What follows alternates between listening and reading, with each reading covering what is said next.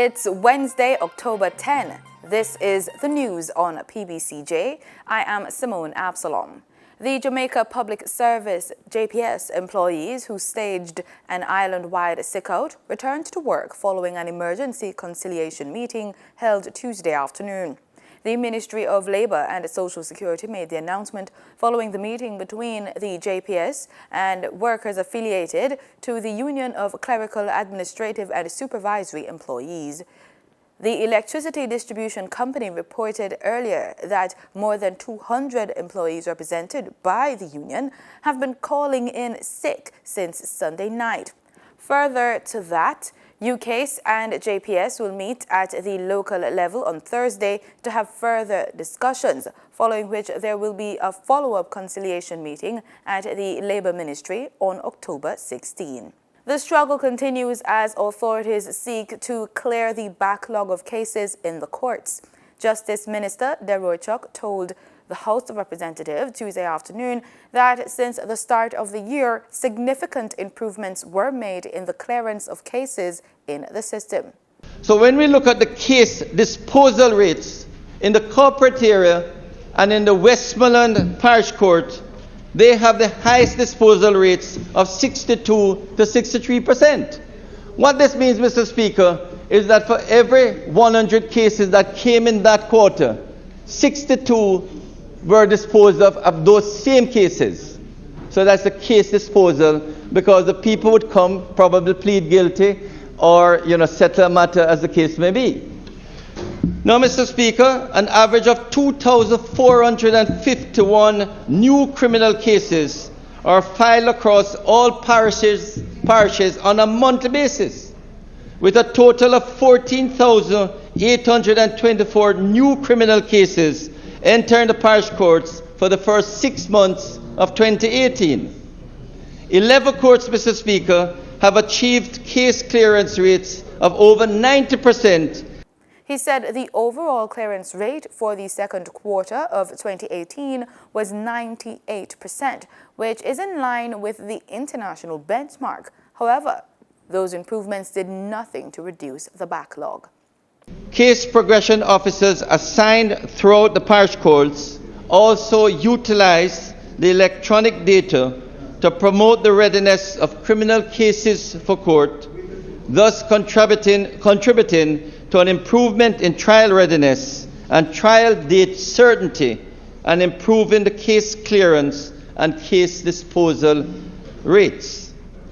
Still, Mr. Speaker, the backlog in the court continues to be a major concern.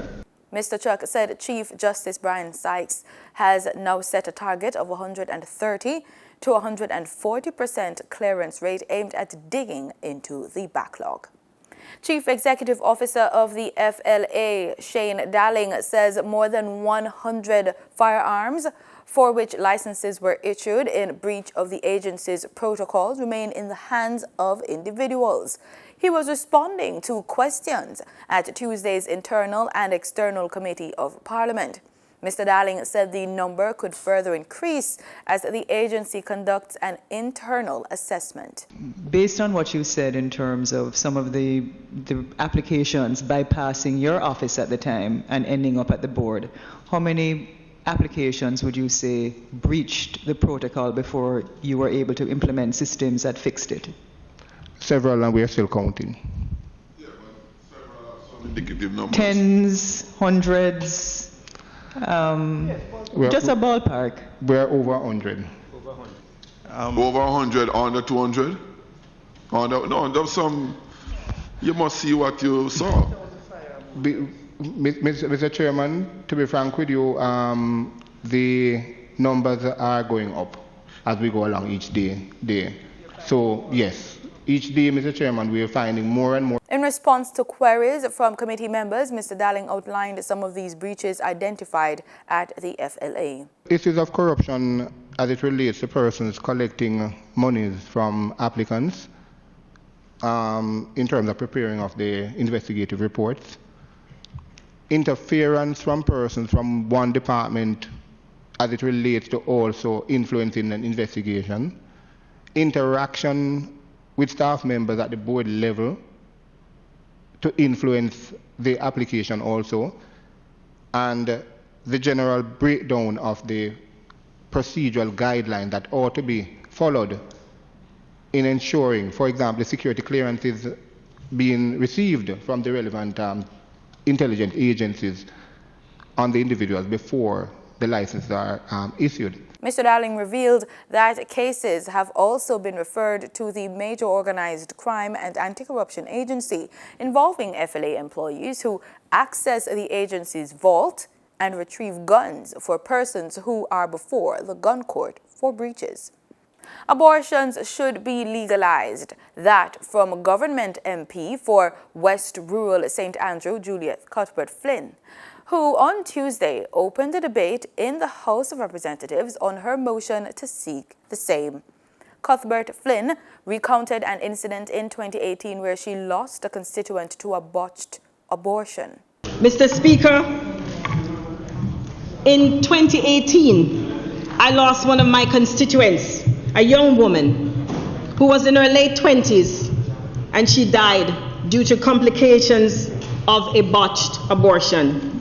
She was vibrant, full of life, very smart, and I'm saddened by what happened.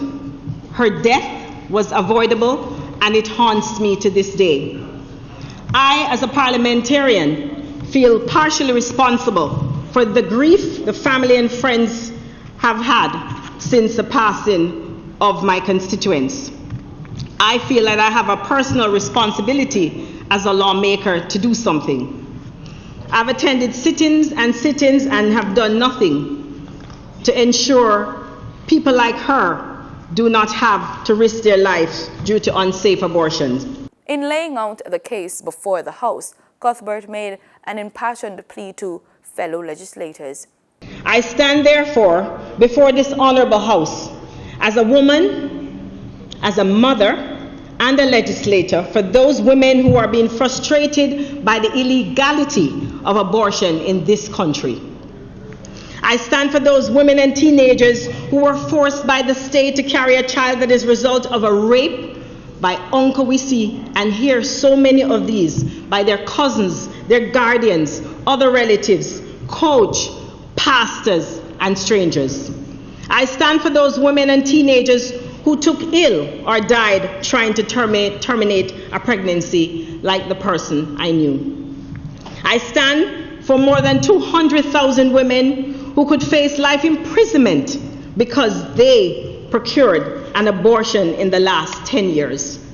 I stand for those women who, because safe, affordable, and accessible services to terminate pregnancies are illegal in this country.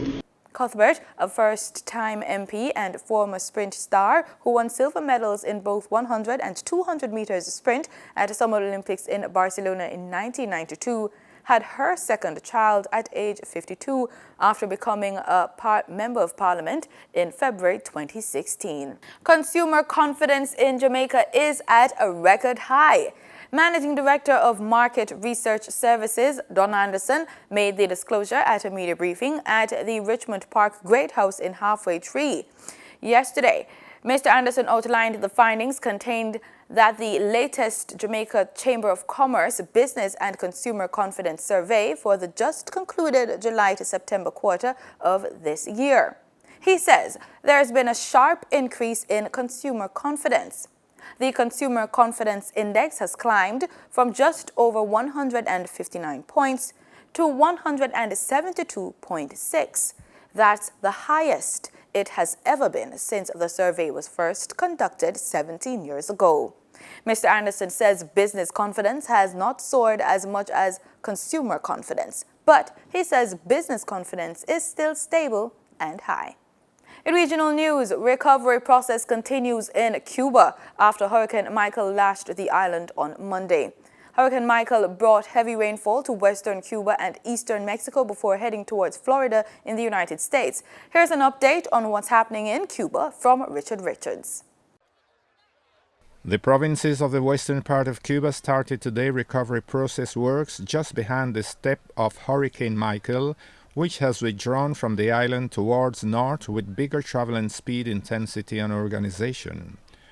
Preliminary reports indicate that the storm, which was still whipping Cuba this Tuesday early morning while heading to the Gulf of Mexico, has provoked strong rains in the provinces of Pinar del Río, Artemisa, Mayabeque, Havana, and the special municipality Isla de la Juventud.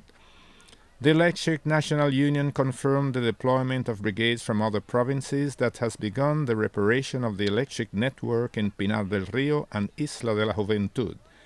These two regions have suffered the most and where electricity damages are in the order of 90 and 70% destruction correspondingly. Only 80 of the more than 400 persons evacuated are still in temporary shelters. No deaths nor injured were reported due to prevention measures taken by the civil defense of the affected areas.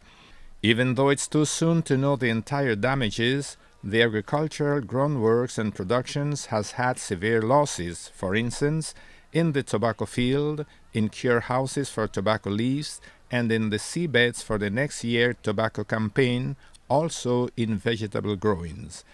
Nevertheless, all that is necessary to recover from the destruction caused by Hurricane Michael is at hand in the affected areas in the western part of Cuba. Direct from Cuba, Richards, Canal Caribe.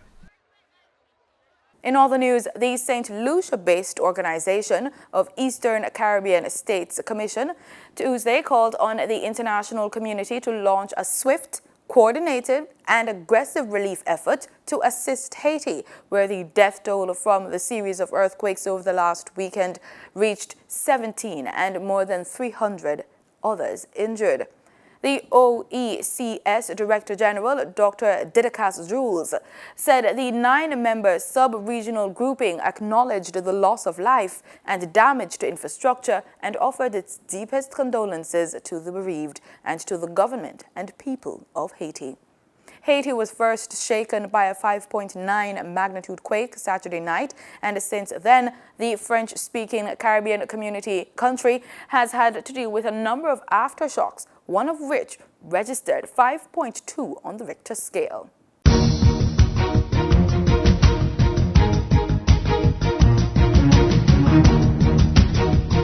In sports, exciting times ahead for the Reggae Boys. Striker Dane Kelly, midfielders Devon Williams and Jamil Hardware, and defender Sean Francis have been recalled to Jamaica's 20-man squad, which will face Bonaire on October 14 in the CONCACAF Nations League in Curacao.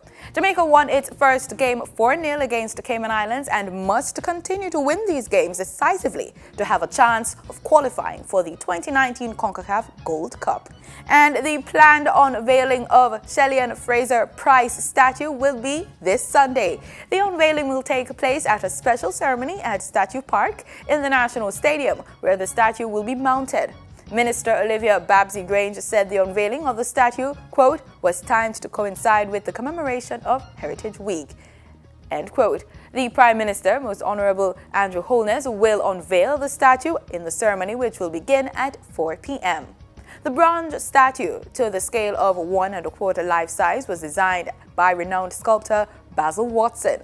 Watson has been engaged by the Ministry of Culture, Gender, Entertainment and Sports to design statues of 4 of Jamaica's outstanding sports stars under the Jamaica 55 Legacy Program. The statue, in honor of Shellyan Fraser Price, is the second to be completed under the program. The first statue of Usain Bolt was completed and installed last December. The remaining statues of Veronica Campbell-Brown and Asafa Powell are now in the design stages. Please be advised that PBCJ will carry the event live. And that's the news. Thanks so much for making it PBCJ. I'm Simone Absalom. Pleasant viewing.